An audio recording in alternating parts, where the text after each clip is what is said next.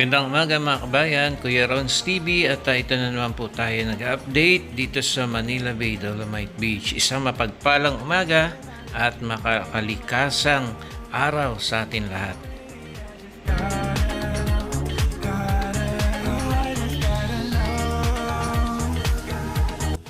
Heto na po mga kababayan, ang operation po dito ngayon sa Phase 2. Nakikita na po natin yung itong textile na puti ay malawak din po, no? Hindi po siya nalalayo yung sukat dito sa Phase 1.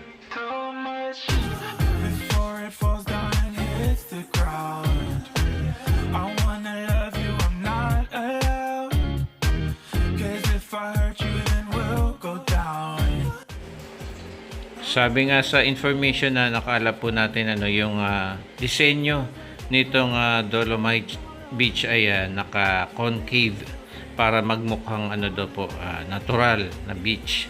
Hindi po siya parang eskwalado o parang kwadrado lamang ito po magdadagdag din siya ng natural na ganda, no, kasi nga po concave daw po yung magiging disenyo po nito.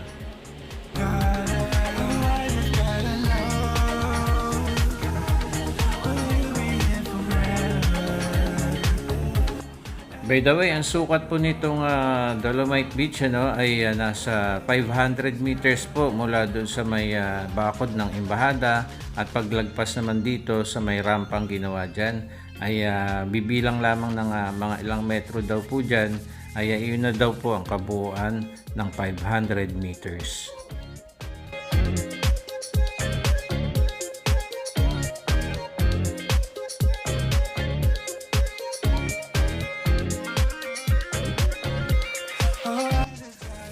Okay, bago po tayo pumunta dyan sa may bagong dating na Dolomite Sand, yung bagong barge, ay pasadahan po muna natin itong area ng nailalatagan na ng mga Dolomite Sand.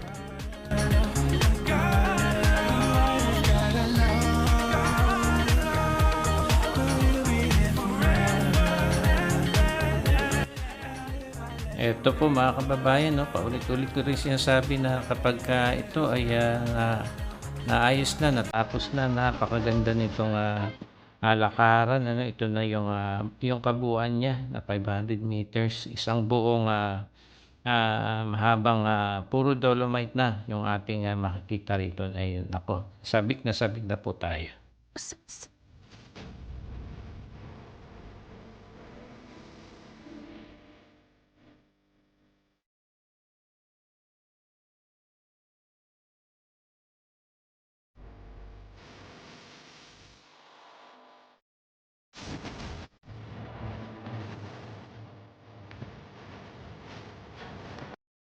Eto na po mga kababayan, yung bagong dating na barge na naglalaman po ng Dolomite Sand. At sabi nga po ay ang bilis ng kanyang balik nung natapos na po yung isang barge. Ay eto kaagad, merong dumating kaagad na barge na naglalaman nga po nito ng bagong deliver na Dolomite Sand galing pa from Cebu.